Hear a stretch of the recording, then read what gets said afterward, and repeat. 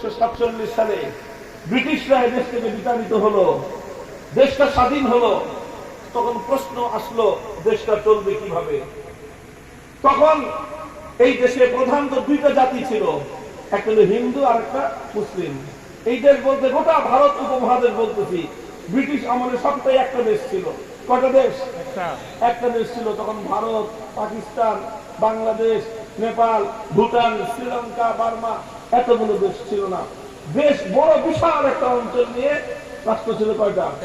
একটা। এর মধ্যে প্রধান ছিল দুই জাতি, হিন্দু আর মুসলিম। হিন্দুরা বলল আমরা রাষ্ট্র চাই, ধর্মনিরপেক্ষ রাষ্ট্র। কেমন রাষ্ট্র চায়? কারণ হিন্দু ধর্মে ধর্মনিরপেক্ষ রাষ্ট্র চাইতে কোনো সমস্যা নাই, আর হিন্দু ধর্ম অনুযায়ী রাষ্ট্র চালানোর কোন সিস্টেমই ধর্মের মধ্যে নাই। এই জন্য পৃথিবীতে কোথাও কোন হিন্দু এই কথা বলে না যে হিন্দু রাষ্ট্রের প্রয়োজন, কারণ হিন্দু ধর্মের মধ্যে রাষ্ট্র পরিচালনার কোন বিধিবিধানই নাই। এই জন্য হিন্দুরা বলল কি রাষ্ট্র চাই? কি রাষ্ট্র? ধর্মনিরপেক্ষ রাষ্ট্র চাই। আর অধিকাংশ মুসলমানরা বলল যে না, আমরা যেহেতু মুসলমান, আমরা ধর্মনিরপেক্ষ হতে যাবো কোন দুঃখে, আমরা ইসলামী রাষ্ট্র চাই। হিন্দুরা চায় ধর্মনিরপেক্ষ রাষ্ট্র, মুসলমানরা চায় কি চায়? ইসলামী রাষ্ট্র চায়।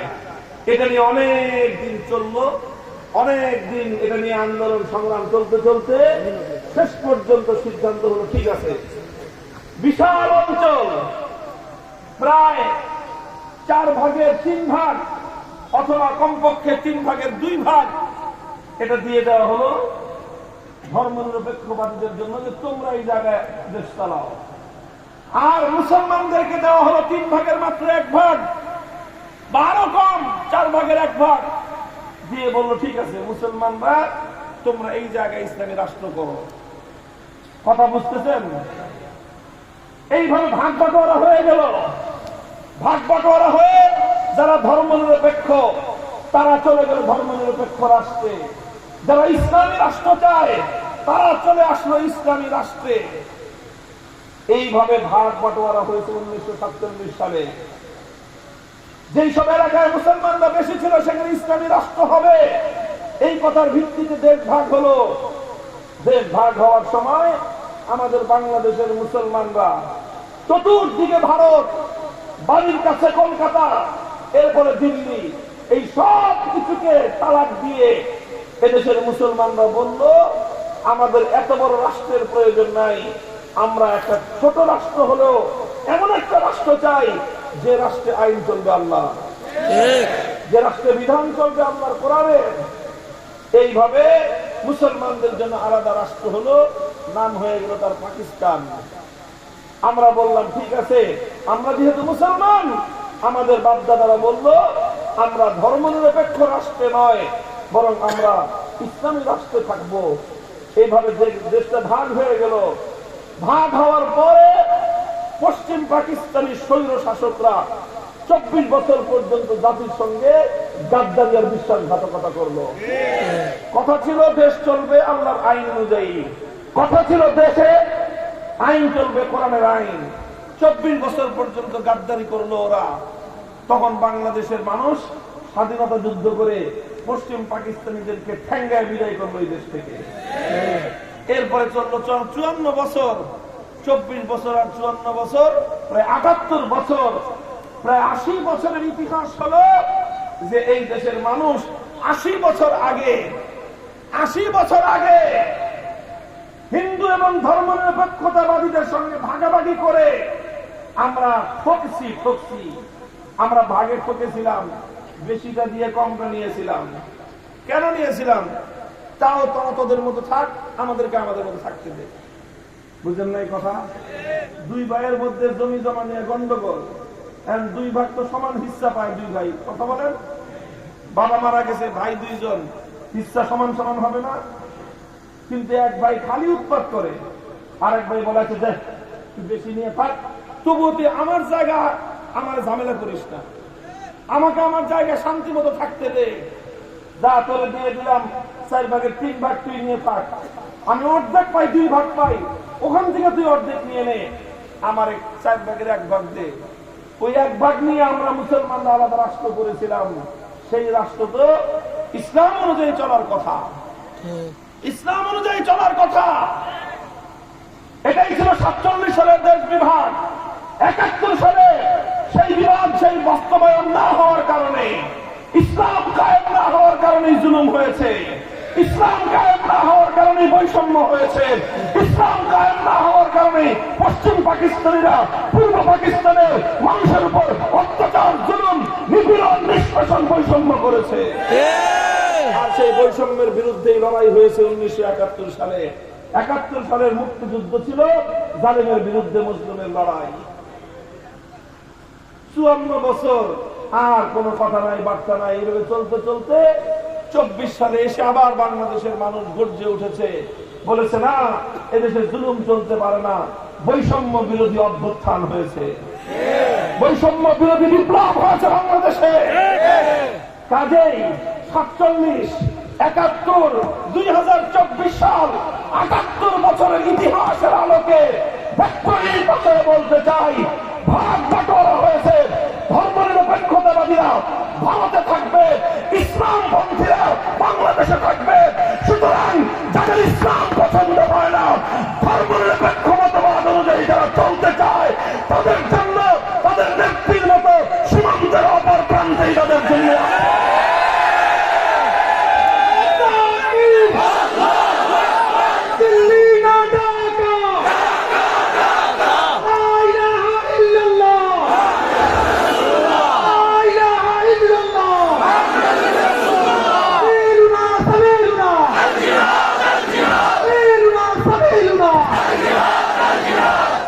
মুহতারাম হাজিরিন, রাগারাগির কথা এগুলো না, এগুলো হলো সিদ্ধান্তের কথা, মীমাংসার কথা, ফয়সালার কথা।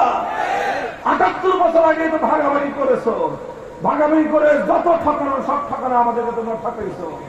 বাংলাদেশটাকে এমন ভাবে মানচিত্রে ভাগ করছে, সব ভালো ভালো ক্লিন গুলো ওরা খাইছে।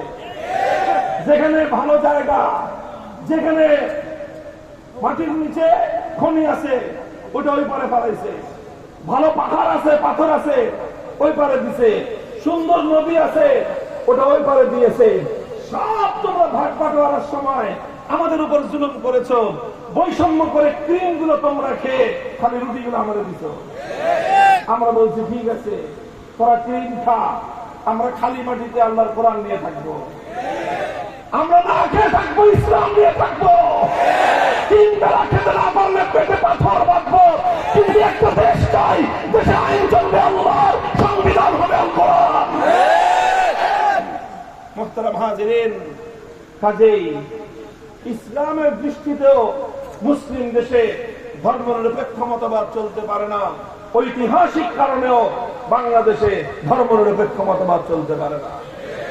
কাজেই আজ বাংলাদেশের প্রতিটি গ্রাম থেকে, প্রতিটি গঞ্জ থেকে, প্রতিটি পাড়া, প্রতিটি শহর, প্রতিটি মহল্লা থেকে আপনারা সোচ্চার হন।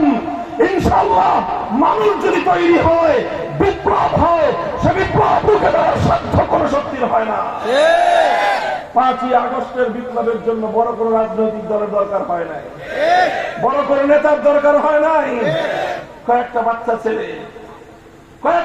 ছেলে তৈরি হয়েছে বিপ্লবের জন্য, সাহস করেছে, ঝুঁকি নিয়েছে, আল্লাহ সাহায্য করেছেন। মহাপরাক্রমশালী 15 বছরের ফ্যাসিবাদী স্বৈরাচারী দেশে থাকতে পারে নাই।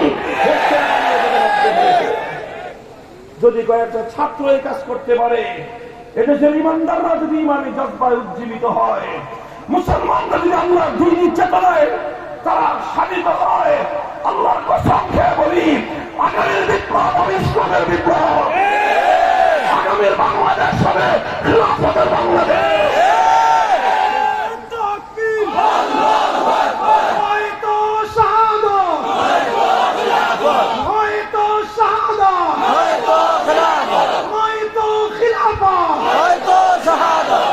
আল্লাহ পাক বুঝবার তৌফিক দান করেন।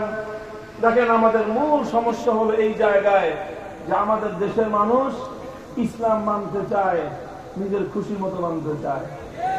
ইসলাম যেভাবে বলে সেভাবে ইসলামকে মানতে চায় না। ততক্ষণ মানতে চায় যতক্ষণ নিজের মন মতো হয়।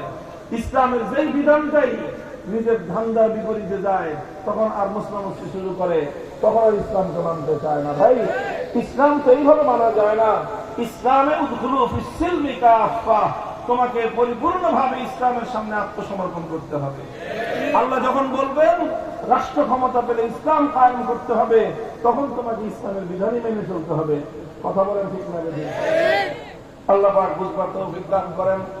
আল্লাহ আমাদেরকে এমন একটা সমাজ, এমন একটা রাষ্ট্র গঠন করার তৌফিক দান করেন, যেই সমাজে, যেই রাষ্ট্রে মানুষ আল্লাহর বিধান পাবে, আল্লাহর কোরআনের হুকুমত পাবে, ইসলামী শাসন পেয়ে দেশের প্রতিটি নাগরিক জাতি, ধর্ম, বর্ণ নির্বিশেষে হিন্দু, বৌদ্ধ, খ্রিস্টান, মুসলমান প্রত্যেকে যার যার অধিকার পাবে ইনশাআল্লাহ। সেই রাষ্ট্র হবে কি হবে না? বলেন হবে কি হবে না?